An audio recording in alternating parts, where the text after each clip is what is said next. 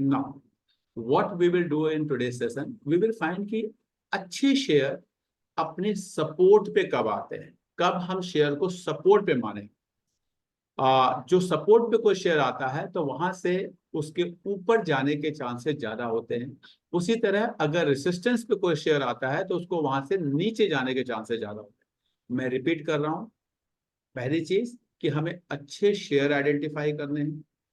दूसरी चीज, उसके सपोर्ट लेवल आइडेंटिफाई करना है। तो ये दो चीजें आज हम सीखेंगे कि अच्छे शेयर किसे कहते हैं और उन शेयर्स के सपोर्ट लेवल्स कैसे आइडेंटिफाई करते हैं। इसको हम सीखने की कोशिश करेंगे। Let's start the session. पहले अच्छे शेयर की कुछ क्वालिटीज होती हैं, पहले हम उसको जानने की कोशिश करेंगे। कुछ चेहरे ऐसे हैं जिन्होंने पहले भी सेशन अटेंड किए होंगे, तो उनके लिए केवल एक रिपीटेशन होगी। इसीलिए मैंने कहा था कि नए लोगों की लर्निंग के लिए ज्यादा बेटर होगा, बिकॉज जिन लोगों ने पहले किया हुआ है उनके लिए केवल एक रिवीजन होगा। जब हमें अच्छे शेयर देखने हैं तो कुछ बेसिक चीजें हमें देखनी होती है एक शेयर की। हमेशा ध्यान रखिए कि कभी भी कंपनी के ओनर से ज्यादा आप कंपनी से पैसा नहीं कमा सकते। अगर हमारे मन में ऐसा है कि नहीं जी, जो मुकेश अंबानी जी हैं वो रिलायंस से कम पैसा कमाएंगे और हम रिलायंस से ज्यादा पैसा कमाएंगे, तो ये शॉर्ट टर्म में तो संभव हो सकता है, लेकिन अल्टीमेटली लॉन्ग टर्म में संभव नहीं है। ऐसा वर्ल्ड में किसी ने नहीं किया है। और लेकिन हम केवल कहानियां सुनते हैं, जैसे हम परियों की कहानियां सुनते हैं लेकिन परियां कभी आती नहीं, वैसे ही ये कहानियां हैं। कभी किसी के लाइफ में ऐसा तुक्का हुआ, वर्ड में यूज कर रहा हूँ, तुक्का हुआ, उसने कोई शेयर खरीदा, वो 6 महीने में डबल हो गया। लेकिन 2000 कॉलेज तुक्का, 2000 कॉलेज लॉटरी, उसको हम फाइनेंशियल लिटरेसी में स्टडी नहीं करते हैं। हम प्रॉपर इन्वेस्टिंग को पढ़ते हैं, प्रॉपर इन्वेस्टिंग को पढ़ते हैं। मेरा काम आपको पढ़ाना है।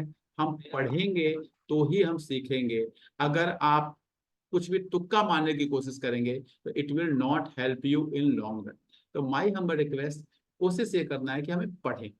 पढ़ते कैसे हैं? सबसे पहले जब भी किसी कंपनी को आपको एनालिसिस करनी है, मैं जो भी कंपनी आपके सामने लूंगा ये केवल एग्जाम्पल के लिए होगा। इसका कोई भी रिकमेंडेशन नहीं है। ये मेरे पोर्टफोलियो में हो सकते हैं, मेरा वेस्टेड इंटरेस्ट हो सकता है मैंने इनको बेच दिया हो, लेकिन फिर भी मैं कह रहा हूँ अच्छे हैं। तो please these are only for examples to explain the things. Now, जैसे मैंने आपके सामने एक शेयर रखा नेस्ले। जो सबसे पहला काम होता है, इसके बिजनेस को आपको समझना है। क्या ये बिजनेस एक वाइबल बिजनेस है? क्या ये ऐसी चीजें बनाते हैं जिसका डिमांड अगले 10 12 15 सालों में रहेगा, लोग इनको यूज करते हैं? तो please my humble request, market में जरूर निकलें। जिस चीज का बिजनेस आपको समझ नहीं आता उसमें कभी इन्वेस्ट नहीं करें, क्योंकि अगर आप उसमें इन्वेस्ट करेंगे और थोड़ा सा भी कोई गलत न्यूज आया तो आपको डर लगेगा। मैं नेस्ले में इन्वेस्ट करता हूं तो मुझे पता होता है कि हाँ जी, नेस्ले चॉकलेट्स बनाती है, नेस्ले सेरेलैक बनाती है, नेस्ले मैगी बनाती है। मैं इनके प्रोडक्ट्स को जानता हूं। मैं अपने डिपार्टमेंटल स्टोर पे जब जाता हूं, यहाँ पे देखता हूं लोग इसमें इन्वेस्ट कर रहे हैं, लोग इसके प्रोडक्ट्स को खरीद रहे हैं, तो मुझे समझ में आता है कि हाँ, ये बिजनेस एक वाइबल बिजनेस है। मैं जाता हूँ और मैं देखता हूँ इसके प्रोडक्ट को लोग ब्रांड से मांगते हैं, तो मुझे समझ में आता है कि एक वाइबल बिजनेस है। तो जब तक आपको उस प्रोडक्ट की समझ ना हो, वो कंपनी कितनी भी अच्छी हो उसमें कभी इन्वेस्ट ना करें, बिकॉज वो आपको कन्विक्शन नहीं होगा। तो जब भी वो नीचे जाएगा, फॉर एग्जाम्पल मैं आपको इसी का चार्ट दिखाता हूं। अगर आप नेस्ले को देखेंगे तो केवल पिछले कुछ ही दिनों में ये शेयर जो है ये यहां से यहां आ गया। कहाँ था ये पहले था ये आपका 2755 रुपए। आज कहाँ पर आ गया ये? आज आ गया 2598 रुपए, करीब करीब 10% नीचे आ गया। Now if I do not have knowledge about this company, with this 10% fall मैं इसको बेच दूंगा, क्योंकि मुझे डर लगेगा मेरा पैसा, अगर मैंने मान लो इसमें 2 लाख रुपए लगाए हैं और वो 180 बचेंगे, तो मैं इसको बेच दूंगा, मुझे डर लगेगा। लेकिन अगर मुझे इसके बिजनेस पे कन्विक्शन है तो मैं ऐसा नहीं करूंगा। मुझे पता है कि हाँ जी, इसका बिजनेस चल रहा है। इसलिए जो पहली चीज है, कभी भी जब आप इन्वेस्ट करते हैं तो XYZ chemical limited, XYZ technology limited, XYZ chemical limited, इस तरह का कंपनियां सुनकर आप उसमें इन्वेस्ट ना करें। किसी कंपनी के साथ इंफ्रा लगा हो, किसी कंपनी के साथ टेक्नोलॉजी लगा हो, किसी कंपनी के साथ फाइनेंस लगा हो, किसी कंपनी का डिफेंस लगा हो, और आप ये सोच रहे हैं कि हाँ बस ये डिफेंस वाली कंपनियां अच्छी कर रही हैं और हम इनमें इन्वेस्ट करें, ऐसी गलती ना करें। ये मेरा पहला सजेशन है फ्रॉम दिस प्लेटफॉर्म। दूसरा, आप कंपनी के मार्केट कैप को जरूर देखें। मार्केट कैप मतलब वो कंपनी कितने की बिक रही है, ये आपको बताती है कि कंपनी सस्ती है या महंगी है। दूसरा, कंपनी रिस्की है या रिस्की नहीं है। पहली बात मैं जाता हूं, कंपनी सस्ती है या महंगी है, इसको आपको देखना है तो आप इसके सेल्स और इसके मार्केट कैप को कंपेयर करो। मैं रिपीट कर रहा हूं, इसकी सेल्स और इसकी मार्केट कैप को कंपेयर करो। जैसे मैं बता रहा हूं आपको, ध्यान से देखिएगा, हो सकता है कुछ चीजें आपको नहीं मिले और आपके ट्रेडिंग को बढ़ाए। अगर मैं जून 2024 या साल का देते हैं, अगर मैं 2024 साल कंप्लीट, जो मार्च 2024 में जो साल कंप्लीट हुआ, उसमें देखूं कि हाँ जी नेस्ले ने कितने का सेल्स किया, तो मुझे दिखाई देता है कि नेस्ले ने करीब करीब 25,000 करोड़ 24,000 करोड़ का सेल्स किया, 24,000 करोड़ का सेल किया। अब मैं इसके बेसिस पे इसकी मार्केट कैप को देखता हूं, तो मैं देखता हूं ये करीब 2.5 लाख करोड़ का है। 25,000 करोड़, 2.5 लाख करोड़, करीब करीब 10 टाइम्स उसका मुझे दिखता है, करीब करीब 10 टाइम्स, यानी जितने के सेल्स किया उसका 10 टाइम्स। अब मैं इसी चीज को डाबर से, मेरिको से, HUL से कंपेयर करने की कोशिश करूंगा। मैं इसको मारुति से कंपेयर नहीं करूंगा, मैं इसको HDFC से कंपेयर नहीं करूंगा, मैं इसको पीडीलाइट से कंपेयर नहीं करूंगा, मैं इसको रिलायंस से कंपेयर नहीं करूंगा, मैं सेम फील्ड की कंपनी से कंपेयर करूंगा। तभी मुझे एक आइडिया मिलेगा क्या ये सही प्राइस पे कोटेड है, क्या ये सही वैल्यूएशन पे कंपनी है या नहीं है। चलिए मैं एग्जांपल ले लेता हूँ, सपोज मैं लेता हूँ हिंदुस्तान यूनिलीवर, ठीक है। These are only examples. I am repeating again and again. These are only examples. अब मैं जब मैं हिंदुस्तान यूनिलीवर को देखता हूं, तो ये करीब करीब 60,000 करोड़ का, 60,000 करोड़ की सेल है, और ये करीब कंपनी जो है 6 लाख करोड़, 6.25 लाख करोड़ की बिक रही है। यानी ये भी लगभग 10 टाइम्स ऑफ देयर सेल्स, जो रेवेन्यू इसने जनरेट किया है एक साल में, उस रेवेन्यू के 10 टाइम्स पे ये बिक रही है। ये भी मुझे समझ में आया। अगर मैं इसी को, चलिए डाबर से कंपेयर करता हूं, तो मुझे क्या दिखता है, डाबर को अगर मैंने देखा, तो डाबर का जब सेल्स देखा मैंने, तो डाबर का सेल था करीब 9-10 हजार करोड़, 9 हजार करोड़ या 10 हजार करोड़, और इसका 1 लाख करोड़ का मार्केट कैप है। यानी ये भी करीब 10 टाइम्स ऑफ देयर रेवेन्यू बिक रहा है। यानी मैंने डाबर को देखा, मैंने HUL को देखा, मैंने नेस्ले को देखा, ऐसे में 2-4 और देख सकता हूं, तो मुझे एक आइडिया पहले तो मिलता है क्या ये कंपनी बहुत महंगी तो नहीं। अगर वो कंपनी बहुत महंगी हो जाती है तो उससे हमें दूर रहना चाहिए। उसे, अगर हमारे सेल्स और मार्केट कैप का जो रेशियो है of the industry as a whole, industry as a whole, even आप चाहें तो फॉरेन कंपनी से भी कुछ से कर सकते हैं, ठीक है।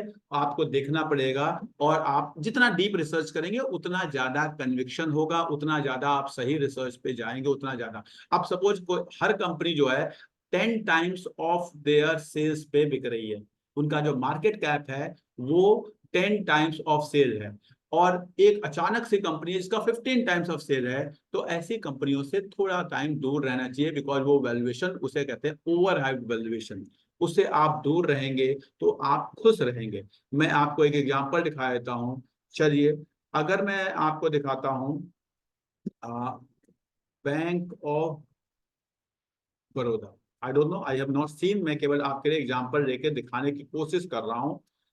बैंक ऑफ बड़ौदा को मैंने देखा, इसकी जो रेवेन्यू है वो करीब करीब आपका 1 लाख करोड़ की है। ध्यान से देखिएगा, जो रेवेन्यू है ये 1 लाख करोड़ की है मार्च 2024 की, बैंक ऑफ बड़ौदा की 1 लाख करोड़ की। और इसकी जो मार्केट कैप है वो भी 1,29,000 करोड़ है, यानी 1 टाइम्स ऑफ देयर रेवेन्यू ये मार्केट कैप है। मैं रिपीट कर रहा हूं, ध्यान से देखिएगा। अगर मैंने बैंक ऑफ बड़ौदा को देखा, इसका जो रेवेन्यू है ये भी करीब 1 लाख करोड़ है, 1,18,000 करोड़। और इसका जो मार्केट कैप है ये भी 1,29,000 crore, double 1 times of their revenue पे मार्केट कैप। अब इसी को जब मैंने एसबीआई से कंपेयर किया तो एसबीआई का 7 लाख करोड़ मार्केट कैप है, और इसका मुझे जो रेवेन्यू है वो मुझे केवल 4 लाख करोड़ है।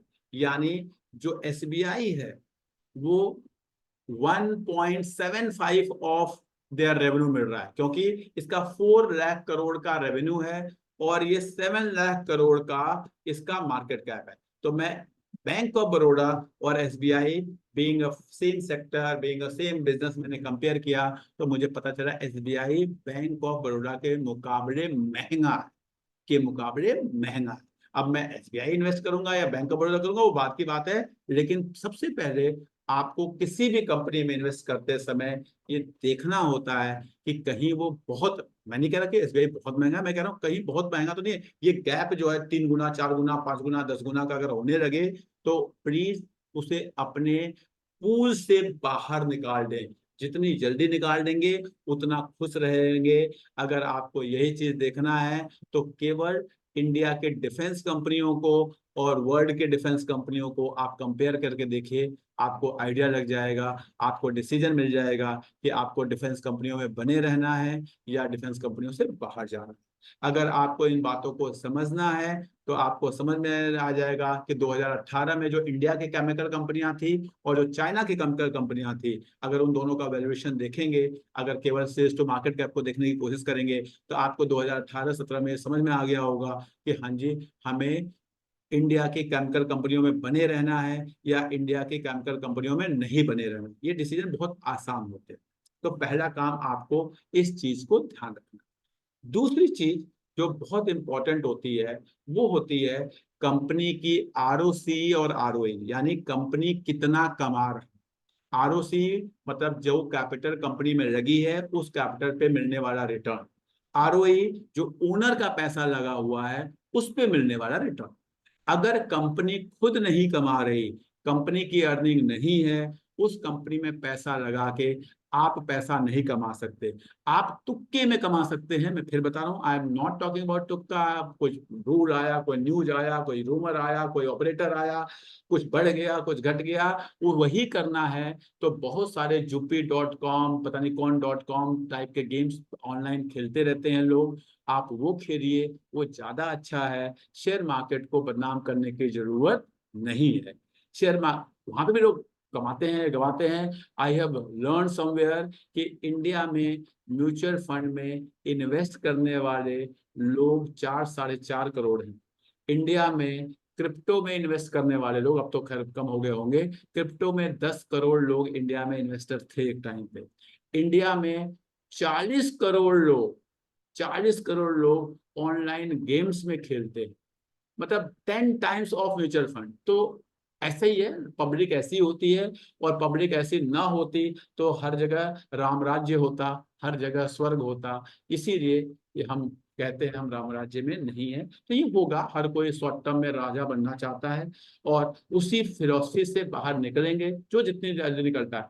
एक दिन में जिम में जाके आपकी बॉडी नहीं बनती, एक दिन में बच्चा पढ़ के बोर्ड टॉप नहीं करता, एक दिन में कोई कथा पुराण करा के कोई स्वर्ग नहीं पहुंचता, एक दिन में कहते हैं समाज में आप कुछ भी काम करके आगे नहीं बढ़ते।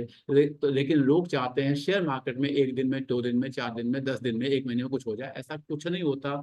ये भी जैसे आपको रेगुलर व्यायाम करना होता है to make your body strength, जैसे for your mind you have to do everyday meditation, same way आपका एक फाइनेंशियल स्ट्रेंथ होती है, उसको बेटर करने की एक रेगुलर एक्सरसाइज है। इसको रेगुलरली फॉलो करेंगे तो आपके अंदर स्ट्रेंथ आ जाएगी। कौन सी स्ट्रेंथ? Financial strength.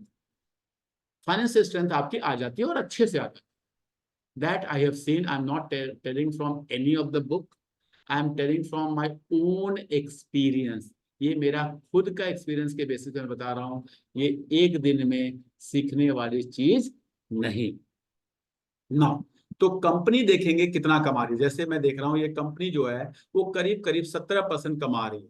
अगर मैं यही चले जाऊं जो मैंने दिया था, मान लीजिए हिंदुस्तान यूनिलीवर, हिंदुस्तान यूनिलीवर कितना कमा रही है, करीब करीब 20% कमा रही है, आरओई देखेंगे तो 20% कमा रही है।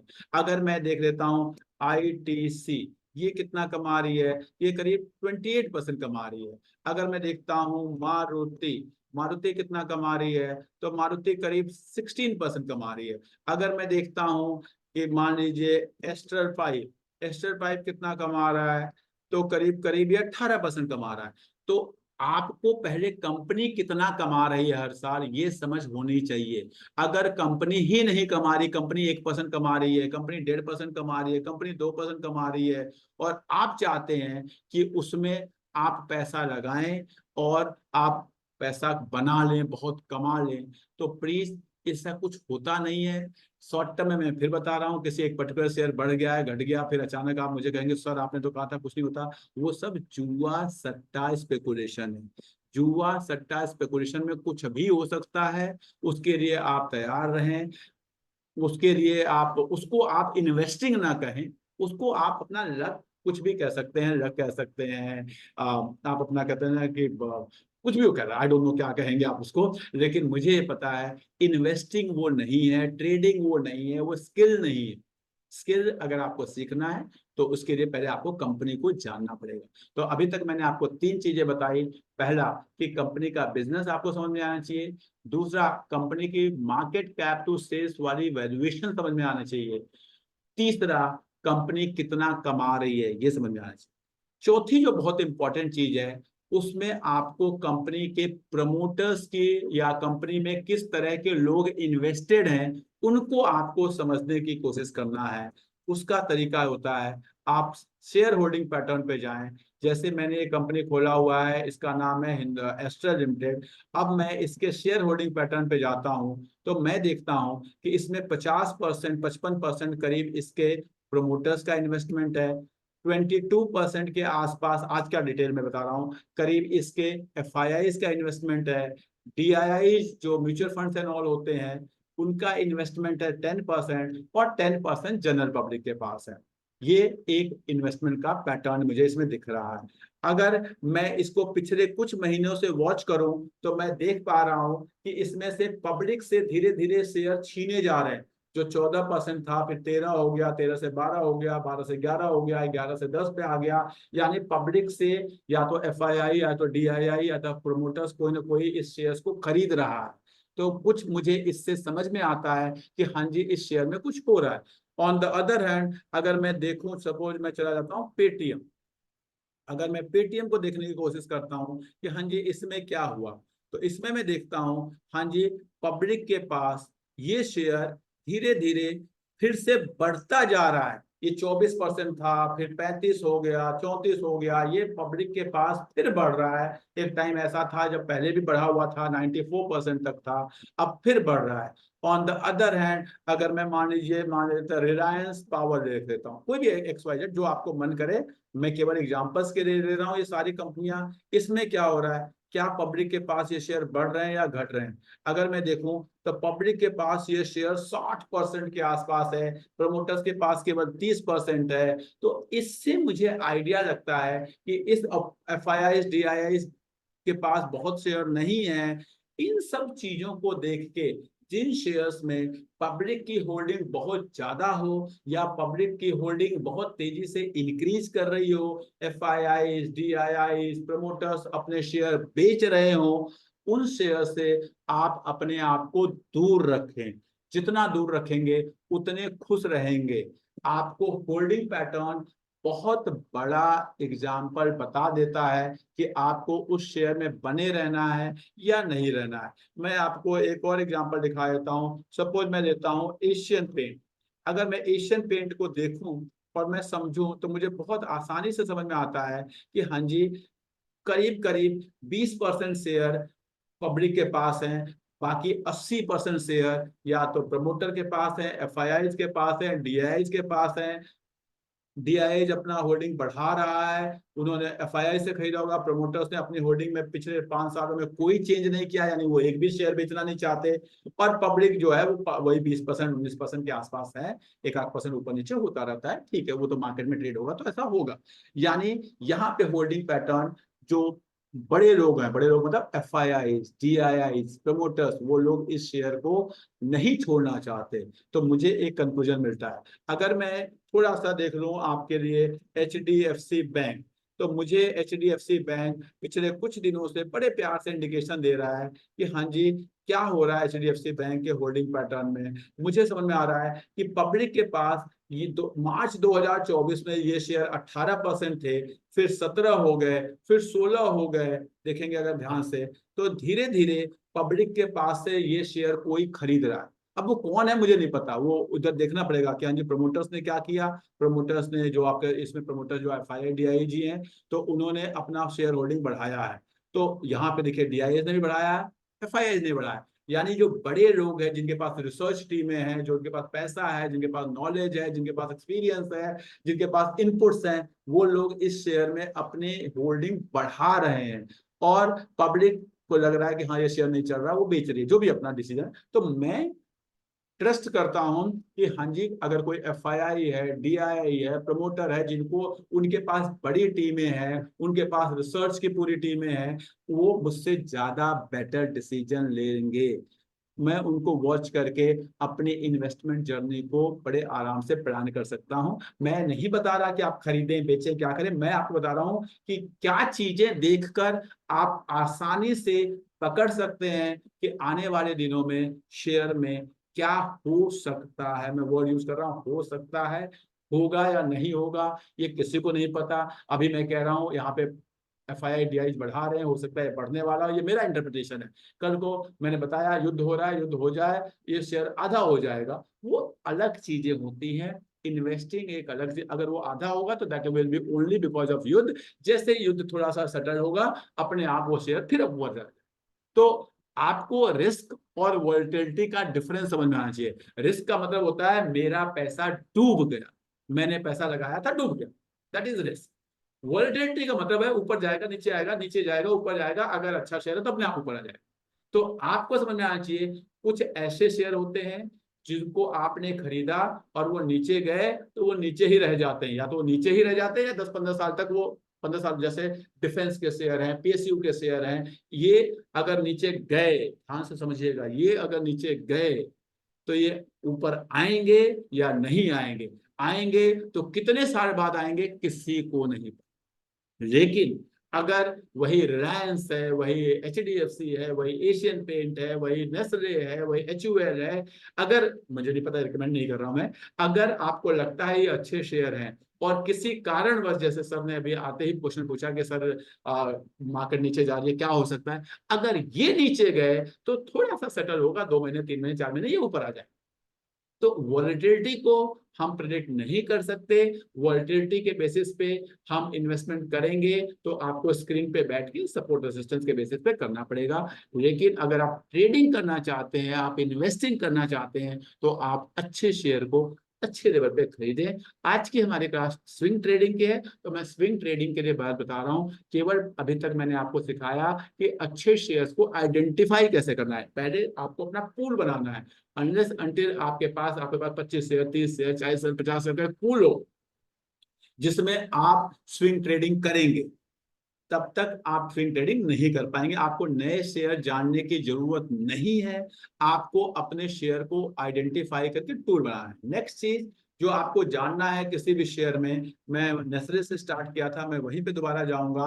आपको जानना है अपने शेयर के रेवेन्यू में ग्रोथ, पिछले 10 सालों में उसका सेल्स किस डायरेक्शन में जा रहा है, क्या वो बढ़ रहा है कि नहीं बढ़ रहा है। अगर आप देखेंगे 9,000 करोड़ से ये करीब करीब 25,000 करोड़ पे पहुंचा है पिछले 10 सालों में। ठीक है, 9-27 होता है, करीब करीब 3 टाइम्स हो गया। अगर मैं यहीं पे डाबर को देखता हूं, पिछले 10 सालों में इनकी सेल्स क्या हुई है, इनकी सेल्स 6,000 करोड़ थी और ये करीब करीब 12,000 करोड़ हुई है। ये उतनी नहीं बढ़ी है जितनी नेस्ले की बढ़ी है।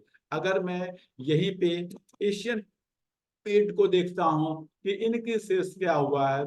इनकी सेल्स 10 साल पहले 10,000 करोड़ थी, आज के टाइम पे ये करीब करीब 35,000 करोड़, ये मोर देन 3 टाइम्स हुई है। तो इस तरह से हमें देखना पड़ता है कि सेल्स में क्या ग्रोथ है। ऑपरेटिंग प्रॉफिट, अब सेल्स तो बढ़ गई, बढ़ रही है, खूब बेच रहे हैं, लेकिन अगर वो प्रॉफिट में कन्वर्ट नहीं हो रहा, जब तक टॉप लाइन बॉटम लाइन में कन्वर्ट ना हो, वो सेल्स बहुत काम की नहीं होती। वो केवल दिखावे के लिए होती है, वो केवल इन्वेस्टर्स को इनवाइट करने के लिए होती है, वो केवल इन्वेस्टर्स को मिसगाइड करने के लिए होती है। हमारी सेल्स कितनी बढ़ जाए, क्या हुआ बायजू के साथ, क्यों बायजू जैसी कंपनियां बैठ गई, क्योंकि उन्होंने सेल्स बहुत बढ़ाया लेकिन प्रॉफिट पे ध्यान नहीं दिया। क्यों पेटीएम के साथ प्रॉब्लम आई, क्यों जोमेटो का शेयर 80 पे लिस्ट होने के बाद 40 पे गया था।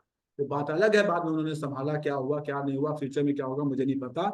लेकिन मैं बता रहा हूं, अगर आप उनके उस टाइम के आप केवल सेल्स और रेवेन्यू को, प्रॉफिट को देखेंगे तो आपको समझ में आ जाएगा कि सेल्स बढ़ाने से केवल सेल्स बढ़ाना है, नो डाउट।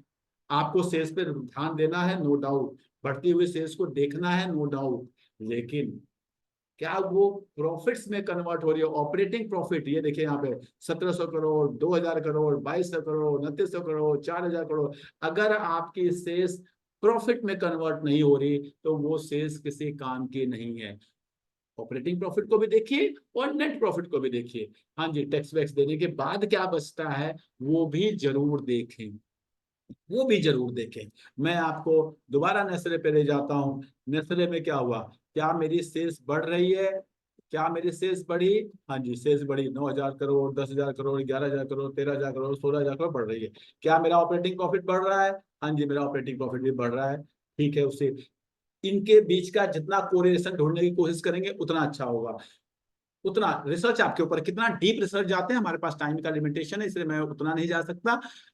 जो लोगों ने हमारी फंडामेंटल क्लासेस, टेक्निकल क्लासेस की हैं उनको बहुत अच्छी तरह पता है, लेकिन और जो लोग कर रहे हैं, जो करंट बैचेस में ज्वाइन है उनको भी पता है। मैं तो केवल आपको ये बताने की कोशिश कर रहा हूँ कि प्लीज इसको समझने की कोशिश करें। बेसिक अगर आप समझेंगे तो आसान होगा। नेट प्रॉफिट को देखें, क्या ये नेट प्रॉफिट बढ़ रहा है? यस, बहुत तेजी से बढ़ रहा है। तो मैं तो 4 5 6 चीजें 8 चीजें देखता हूँ, और जो हमारे मेंटरिंग वाले लोग हैं उनको बहुत अच्छी तरह पता है, बहुत ज्यादा दिमाग लगाने की जरूरत नहीं होती।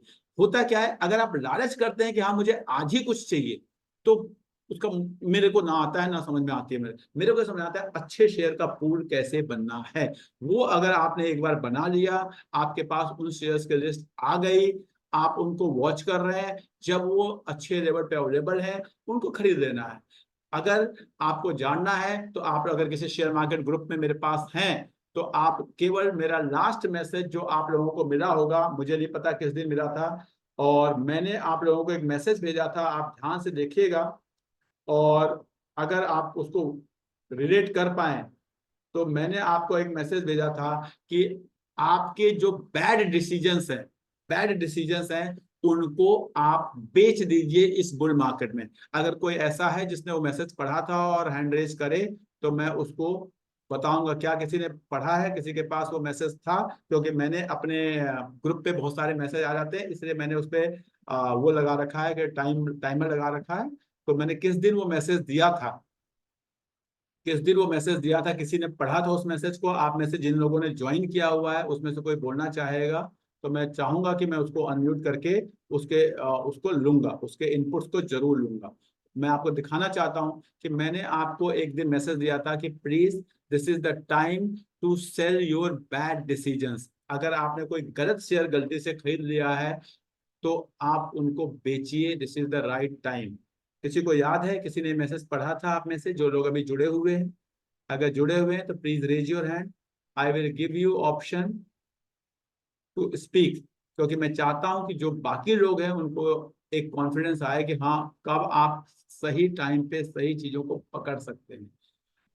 ठीक है, अगर मैं सही हूं, अगर आप नहीं जुड़े हुए हैं, ऐसे लोग जो ग्रुप पे हैं, तो आप देखिएगा, अगर वो मैसेज आपके पास आया होगा, अगर मैं सही हूं तो शायद शायद वो मैसेज आपके पास 24 या 25 24 या 27। अनिल सिसोदिया जी हाथ कर रहे हैं। सर प्लीज बोलिएगा,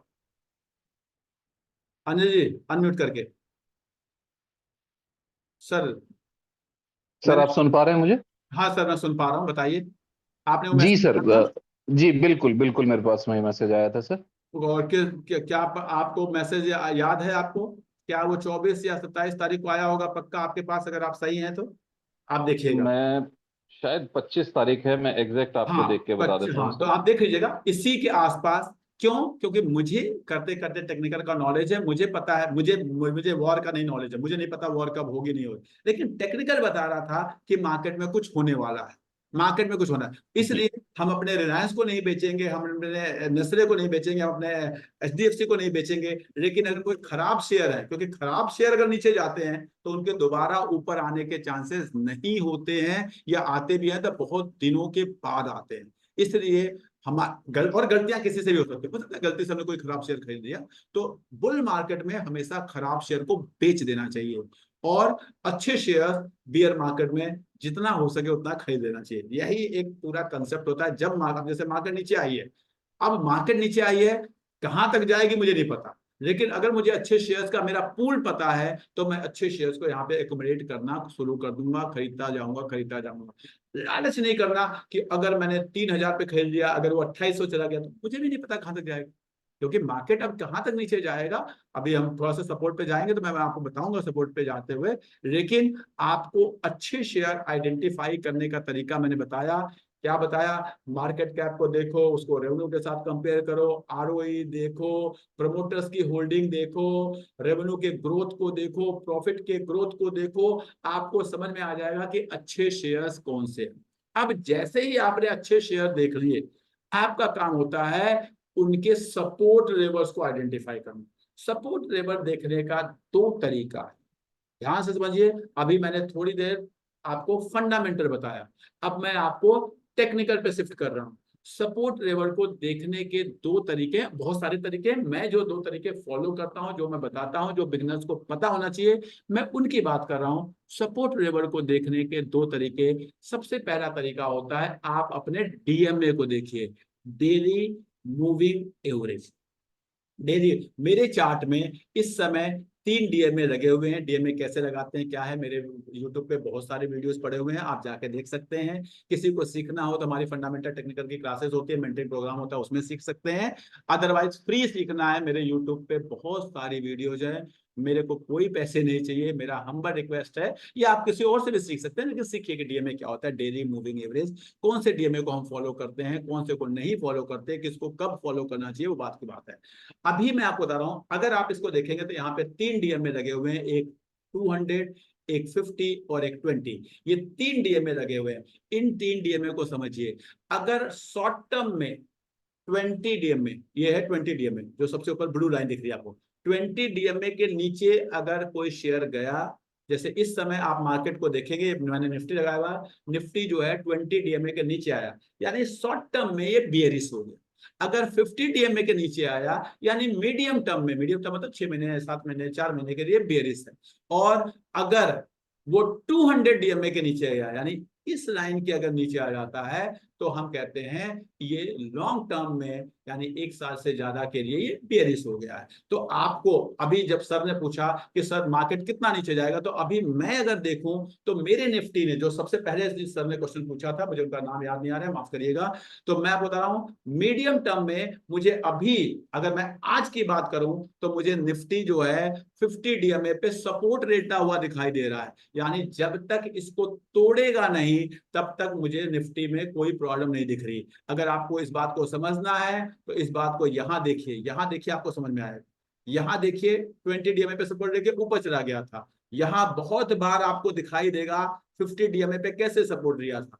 ठीक है, तो आपको जितना ज्यादा आप स्टडी करेंगे, आपको समझ में आ जाएगा कि निफ्टी जब जब, या निफ्टी नहीं, कोई भी चार्ट, अगर मैं, चलिए अब एक चार्ट पे जाता हूं, सपोज मैं नेस्ले की बात करता हूं, नेस्ले की बात करता हूं, एक स्टॉक को ले लेता हूं। प्लीज इस सपोर्ट रेसिस्टेंस को मुझे समझाना है आपको, जितना आप समझ लेंगे। अब मैंने इस नेस्ले की बात की, अब इसको आप ध्यान से देखेंगे तो नेस्ले जो है आज के टाइम पे 20 डीएमए के तो नीचे आ गया, यानी शॉर्ट टर्म में, अगले जो है 10 दिन में, 15 दिन में, 1 महीने में, 1.5 महीने में, ये क्या बहुत वंडर कर सकता है क्या?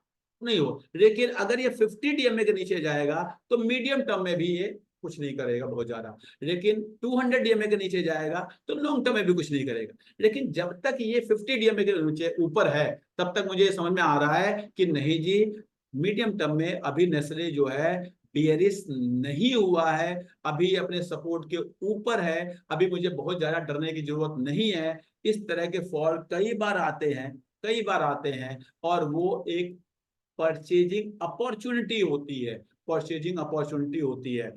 जितना उस अपॉर्चुनिटी को अवेयर करेंगे, जितना उस अपॉर्चुनिटी को कहते हैं ना भुना लेंगे, उतना खुश रहेंगे। अब जैसे यहाँ पे देखिए, ये एशियन पेंट है, ये अपने 20 DM में, 50 DM में, 200 DM में सबके नीचे आ गया था। जब ये सबके नीचे आ गया था, यानी इसने मुझे बता दिया था कि नहीं जी, अब मैं लंबे समय तक, लंबे समय देखिए 2024 फरवरी से लेके और ये जून 4-5 महीने पूरा ये नीचे ही रहा। लेकिन जैसे ही ये अपने 50 DMA 20 DMA के ऊपर जाने लगा, ऊपर देखिए यहाँ से यहाँ तक ये नीचे नीचे नीचे ऊपर गया, अब मुझे लग रहा था शॉर्ट टर्म में ऊपर जाएगा। जैसे इसने 200 DMA के ऊपर गया, 200 DMA ब्लैक लाइन इसके ऊपर गया, मुझे समझ में आ गया था ये लॉन्ग रन में ऊपर जाएगा।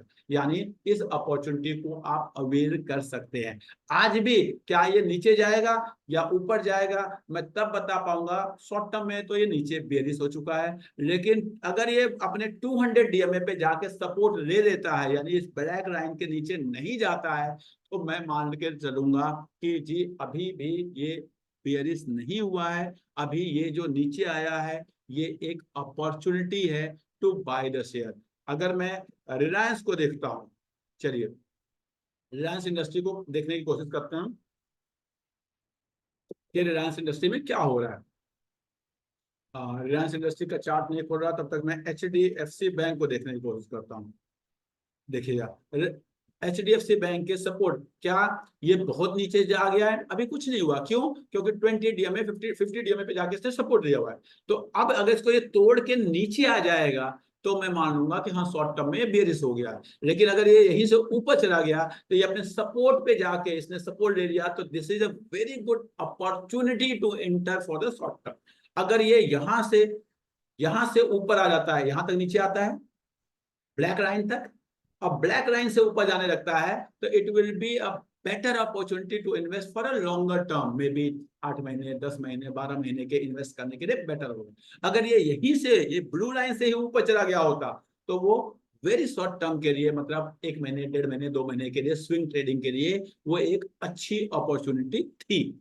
इस तरह से हम शेयर्स के जो हमारा सपोर्ट, अब जैसे इसको देखिए, इसको मैं देखता हूं तो मेरा शॉर्ट टर्म के लिए, मीडियम टर्म के लिए, लॉन्ग टर्म के तीनों सपोर्ट को इसने तोड़ दिया है। ध्यान से देखिए रिलायंस इंडस्ट्री को, इसने मेरे short term, medium term, long term तीनों अपॉर्चुनिटी को तोड़ दिया है।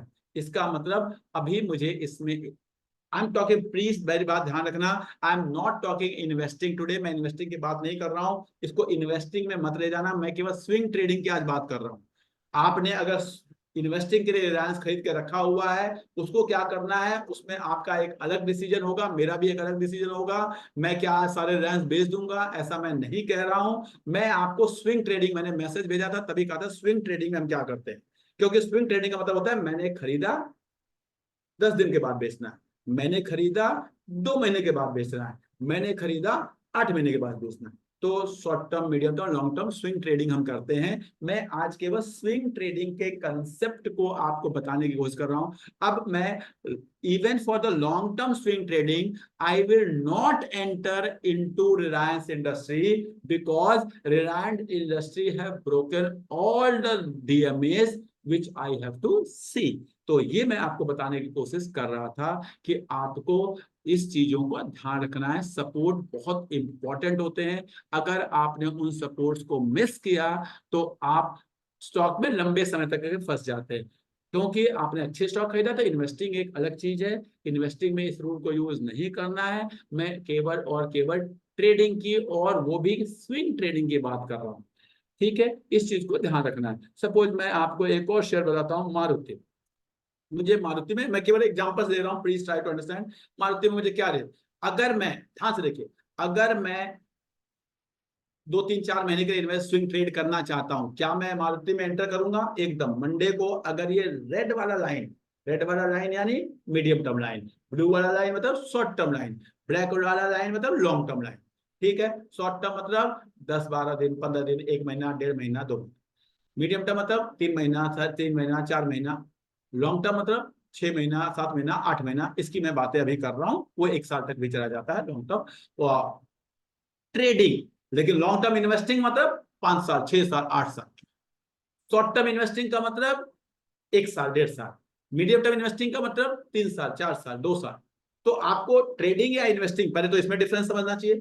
फिर आपको शॉर्ट टर्म, लॉन्ग टर्म वो डिफरेंट होता है डिफरेंट पोजीशन के लिए, आपको इस चीज को विजुअलाइज करना है। तब मैं फिलहाल आपको केवल और केवल ट्रेडिंग की बात कर रहा हूं। तो अब अगर मुझे मारुति में देखना होगा कि क्या मैं शॉर्ट टर्म ट्रेडिंग के लिए एंटर करूं, तो नहीं, क्योंकि शॉर्ट टर्म ट्रेडिंग के सपोर्ट को तोड़ चुका, ब्लू लाइन के नीचे आ चुका है। क्या मैं मीडियम टर्म ट्रेडिंग के लिए इन्वेस्ट करूं? हाँ, मैं कर सकता हूं। मैं मंडे को मार्केट को देखूंगा, सपोर्ट मैंने दिखा आपको, सपोर्ट सपोर्ट आपका जो पिंक वाली लाइन है, अगर ये यहां से सपोर्ट लेके ऊपर की तरफ जाने लगता है तो मैं शॉर्ट टर्म ट्रेडिंग के लिए इसमें एंटर कर जाऊंगा। अगर क्या मैं लॉन्ग टर्म ट्रेडिंग के लिए इन्वेस्ट करूं, फिर मैं इसके सपोर्ट, क्या अगर ये यहां से नीचे आ जाता है, यहाँ कहीं ब्लैक लाइन पकड़ता है और यहां से रिवर्स ले लेता है, तो मैं इसमें लॉन्ग टर्म ट्रेडिंग के लिए एंटर करूंगा।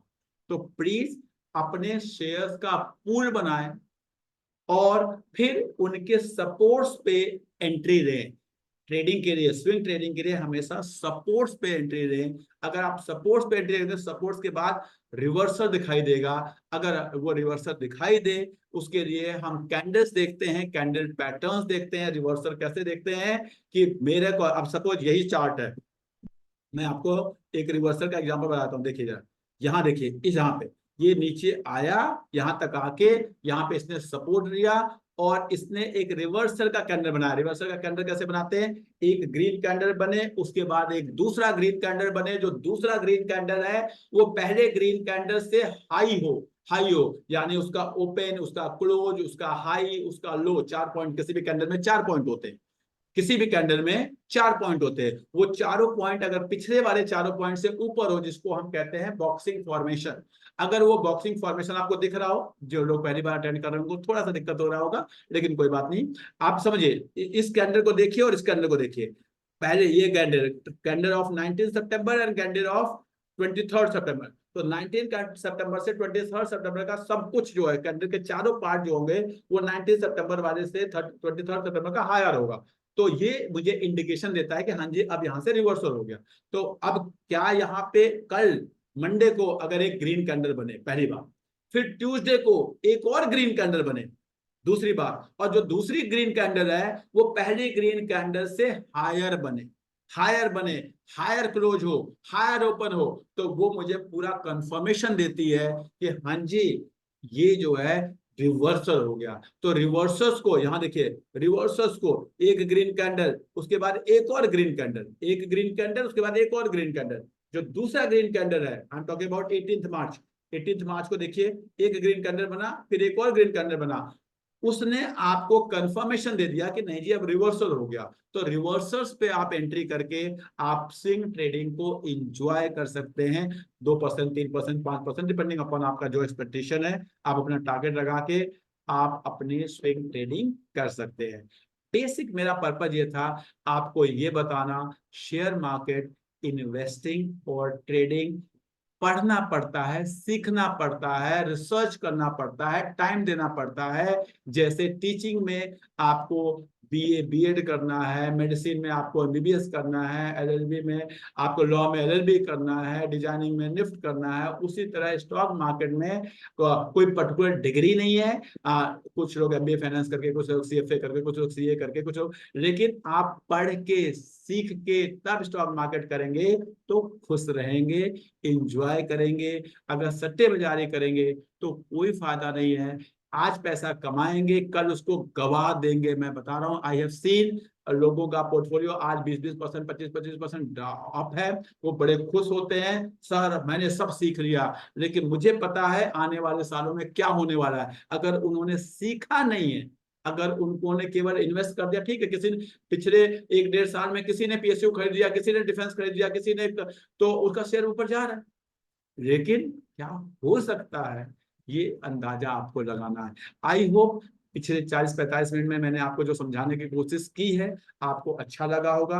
अगले 2-3 मिनट में आप लोगों के क्वेश्चंस या फीडबैक लूंगा। मैं चाहूंगा कि आपके मन में अगर कोई क्वेश्चन है तो जरूर पूछें, क्योंकि हमारे पास टाइम, मेरा नेक्स्ट मीटिंग प्लान है 11:30 की, तो उतना टाइम मेरे पास नहीं है जितना मैंने सोचा कि मैं सबको दूं, और इसीलिए मैंने आपको ये टाइम दिया। आप अपने आप को अनम्यूट कर सकते हैं, मैंने आपको अनम्यूट का ऑप्शन दे दिया है, हैंड रेज करेंगे।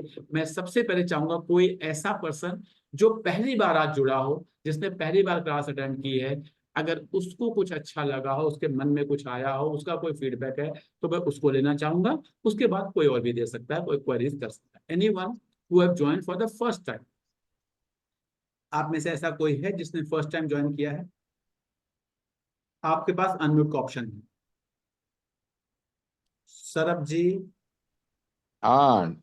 अ, सुनील सर, मैं सरबजीत, मैंने फर्स्ट टाइम आज आपको ज्वाइन किया है। And I found it very interesting, your thank you. Particularly fundamentals. No doubt, no doubt. हम जब देखते हैं तो एज अ लर्नर टेक्निकल्स हमको ज़्यादा आसान लगते हैं। ऐसा लगता है कि ग्राफ्स देखो, कुछ कर लो, ऐसा करके। सो I have just unmuted to appreciate on the on the fundamentals what I have grasped from whatever you have said. So it's like that. Thank you sir, thank लेकिन यू। रहता है, शुक्रिया सर। एक चैलेंज ये रहता है कि मेरे ख्याल से ये बाकियों का भी रहता होगा कि फंडामेंटल्स में कितना ज्यादा हम कितनी कंपनीज को का बैंक बनाएं और कितना ज्यादा उसके अंदर एब्जॉर्ब हों। ये बहुत ही टाइम कंज्यूमिंग चीज भी है, और टूल्स एंड डेटास एटसेट्रा भी चाहिए होते हैं, जो कि ऑफ कोर्स मिलते हैं, but it it takes time. That is the challenge. Sir thank you very much. मैं आपको बता रहा हूँ करीब करीब 6,000 कंपनियां हैं जो ट्रेड होती हैं एक्टिवली, ठीक है। और वो 6,000 मतलब उस एक्टिवली तो मैं कहूँगा 2-2,500 ही हैं जो बहुत एक्टिवली ट्रेड होती है। आपको ना, मतलब मेरे पास करीब करीब 150 से 200 कंपनियों का पूल एक अपना बना हुआ है, ठीक है। ओके। तो आपको भी ऐसे, आप ना रिजेक्ट मेथोलॉजी को फॉलो करें। सेलेक्ट मेथोलॉजी को फॉलो करेंगे तो आपके पास बहुत कंपनी आ जाएगी। रिजेक्ट, आपको किसी राइट। का आरओई बहुत अच्छा नहीं लग रहा, आप उसे रिजेक्ट कर दें। किसी के होल्डिंग पैटर्न अच्छा नहीं लग रहा, उसे रिजेक्ट कर दें, ठीक है। आप किसी किसी का आपको लग रहा है जी मार्केट कैप जो है वो इतना हो गया है जो इतना नहीं होना चाहिए as compare to other company, उसको रिजेक्ट कर दें। किसी में कंपनी में डेट बहुत बढ़ रहा है देख रहे हैं, उसमें रिजेक्ट कर दें। किसी कंपनी के में आपको कोई न्यूज पढ़ा, आपने आपको पता चला कि उसके जो प्रमोटर्स हैं उनके ऊपर कोई कंट्रोवर्सी हो गई है, उनको रिजेक्ट। तो जितना आप रिजेक्ट मेथोलॉजी को फॉलो करेंगे, मैं, आपने बहुत अच्छा क्वेश्चन पूछा तो मैं आपको जवाब दे रहा हूँ। सबसे पहले तो आप लोग स्क्रीनर को जरूर यूज करें। ये स्क्रीनर फ्री वेबसाइट होती है, आप यहाँ पर जाएं, अपना स्क्रीन लगाएं। जैसे मैं अपने स्क्रीन क्रिएट करता रहता हूँ, जो भी आप यहाँ स्क्रीन, जैसे मार्केट कैप ग्रेटर देन या लेस देन, मैं मान लीजिए ग्रेटर देन में लगाना चाहता हूँ, ग्रेटर देन 500 करोड़। मैं उसके ऊपर की कंपनियां मुझे नहीं चाहिए, मुझे चाहिए नहीं वो कंपनियां। And ROE, ROE greater than 50। Suppose मैं पहले इन्हीं कंपनियों को ढूंढ रहा हूँ, इनका पोल। अब मेरे पास ये 808 कंपनियां आ गई। अब इन 808 कंपनियों को खोलूंगा, देखूंगा, बैठूंगा। सर काम तो अपना करना पड़ेगा। अब ये राइट। 808 कंपनियों को एक एक को ओपन करेंगे, देखेंगे इनमें से कौन से, उनमें से मैंने जो भी आपने टूल देगा कि हाँ मुझे प्रमोटर होल्डिंग भी देखनी है अब इनकी, मुझे इनका मार्केट कैप को सेल से भी कंपेयर करना है, मुझे इनका डेट भी देखना है। अभी इन 808 में से काटना शुरू करें, काटना शुरू करें। फिर राइट। कुछ और स्क्रीन लगा दें। अभी मैंने ये 2 स्क्रीन लगाया है, कुछ और स्क्रीन लगा दें। तो इस तरह से आप इन टूल्स को यूज करके अपने काम को आसान कर सकते हैं। आई होप मैं आपकी कुछ मदद कर पाया। Absolutely, absolutely. It thank you sir. makes a lot of sense. Thank Yeah. Thank you sir, thank Thank you you very very much. much. Anyone else, कोई ऐसा जिसने फर्स्ट टाइम ज्वाइन किया है? अदरवाइज किसी के मन में भी कोई क्वेश्चन है तो आप पूछ सकते हैं। Okay, thank you very much everyone for joining. I hope मैं आप लोग की कुछ मदद कर पाया हूँगा। मेरा एक फंडामेंटल रिक्वेस्ट होगा, बेसिक रिक्वेस्ट होगा कि आज के सेशन का फीडबैक आप ग्रुप पे, जहां से भी आपको ये लिंक मिला है उस ग्रुप पे जरूर दें। सुखिंदर जी, सुखिंदर जी आप कुछ कहना चाहते हैं? हाँ जी sir, good afternoon sir. Good afternoon. हाँ जी सर, बहुत बढ़िया लगा आपका सेशन। मैं 2-3 महीने से मैंने आपको ज्वाइन किया है, सुन रहा हूँ। सर पहले तो कुछ पता ही नहीं चलता था स्टार्टिंग में, जैसे जो भी टर्मिनोलॉजी आप यूज करते थे, तो अभी धीरे धीरे तो सब कुछ क्लियर होने लग गया। और जो आप मैसेज वाली आप बात कर रहे थे कि हाँ सर, वो मुझे मैसेज मिला था, तो मैंने वैसा ही किया था कि जो भी मुझे लग रहा था ना कि मैंने गलत शेयर ले लिए स्टार्टिंग में, पहले आपको सुनने से पहले, वो सर मैंने बेच दिए सारे। तो आपको क्या वो मैसेज सही टाइम पे मिला था कि हाँ ये बेचने का सही बिल्कुल टाइम है? बिल्कुल सर, मैं कह रहा हूँ कि मुझे बिल्कुल टाइमिंग सही लगी कि हाँ यार, अब तो मेरे वो शेयर काफी ठीक भी थे, रिकवर भी कर गए थे, तो हाँ, मुझे लगा कि जिसमें थोड़ा बहुत लॉस, तो वो भी मैंने बेच दिए कि बहुत अच्छा। चलो मुझे कि आगे से मैं ठीक लूंगा। बहुत अच्छा, बहुत ही अच्छा सर। अगर आप टेक्निकल को सही से सीख देंगे तो आपको पता होगा कि ठीक है, कोई गलती हो भी गई ना, गलती होगी। आज मैं 25 साल से कर रहा हूं तो भी मुझसे गलती होती है, और मुझसे आज के 25 साल बाद भी होगी। हाँ जी लेकिन बिल्कुल सर। गलतियों से जितना जल्दी, क्या होता है सर, हमारे घर में अगर दो बच्चा है, एक लायक एक नालायक, तो हम लायक बच्चे के साथ रहना चाहते हैं, नालायक को कहते हैं तू जा। लेकिन शेयर में हम उल्टा कर देते हैं, हम लायक शेयर को बेच देते हैं और नालायक शेयर को रखते हैं कि जब वो प्रॉफिट में आएगा तब बेचेंगे। यही हमारी सही बात जीवन है। की सबसे बड़ी गलती है, ये हमें नहीं करना चाहिए। ठीक है, गलती हो गई, बेचिए, आगे बढ़िए। अनिल हाँ जी, जी सर, एक अनिल एक जी मिनट सर। सर, सुखिंदर जी, हम बाद में आपका क्वेश्चन ले लेंगे ओ, क्योंकि मैंने ना 11:30 पे एक और ठीक है मीटिंग। सर। अनिल जी, आप कुछ कहना चाह रहे हैं लास्ट? सर बस एक कॉमन प्रॉब्लम डिस्कस करना चाहता था। आजकल के सिनारियो में there are so many ads and everything going on. लोगों को इतने सारे लिंक पे जोड़ा जा रहा है और उनके साथ में फ्रॉड जो कमिट किया जा रहा है, क्योंकि मेरे साथ के भी एक दो लोगों के साथ में लगभग हो गया है। हालांकि मैंने बहुत समझाता रहा, पर आप जानते ही ग्रीड के साथ में आदमी फंस ही जाता है इस सब में। इसके लिए कहीं पे कोई रिपोर्टिंग, कहीं पे कुछ किया जा सकता है? सर, रिपोर्टिंग के बहुत सारे मेथड है, लेकिन अल्टीमेटली कुछ होता नहीं है। आपका पैसा आपको नहीं मिलेगा, हो सकता है वो आदमी जेल में चला जाए, लेकिन आपका पैसा आपको नहीं मिलेगा, क्योंकि वो पैसा तो खर्च कर चुके। देखो सर, जो इस तरह के लोग होते हैं ना, वो पैसे को बैंक बैलेंस बना के तो रखते नहीं है तो वो तो खर्च हो जाता है। तो अब हमारे इंडिया का एक रूल है कि आपके पास 5 रुपए का किसी ने चोरी किया हो या 5,000 करोड़ का चोरी किया हो, अगर उसकी 3 साल की सजा है तो 3 साल जेल में रह जाएगा। ठीक, आप रिपोर्ट कर देंगे, कहीं कुछ होगा, पकड़ा जाएगा, अगर साइबर क्राइम वगैरह में जेल चले जाएगा आपका। इसलिए आपको अपने पैसे को संभाल के रखना है। बहुत सारे हम्म। लोग ऐप एंड ऑल और ये वो पे लगे हुए हैं, 1-1 रुपए कमीशन बचाने के चक्कर में लोग पता नहीं क्या क्या करते हैं। ठीक सर है सर। बहुत कुछ चल रहा है। आई एम लिटरली सेइंग, किसी को समझाइए तो वो इसके लिए तो तैयार नहीं होता कि इन्वेस्ट करना है, पर इन सब के लिए बहुत जल्दी से उसके पास कोई बात पैसे आ नहीं सर, जाते हैं ठीक है। और कर सर लेता देखिए, है। आप दुनिया में हर तरह के लोग होते हैं। मेरा काम है, आपका काम है, हमें ज्यादा से ज्यादा लोगों को एजुकेट करना। इसलिए मैंने आज मैसेज भेजा था कि 2-3 नए लोगों को जोड़, क्योंकि मेरा पर्पज है ज्यादा से ज्यादा लोगों को एजुकेट करना। Thank you very much sir for joining. मेरे को नेक्स्ट मीटिंग थैंक के यू। लिए तैयारी करनी है। Thank you. तैयारी क्या मतलब, ज्वाइन करना है। Thank you everyone. Please right your feedback today. Thank you. Thank you.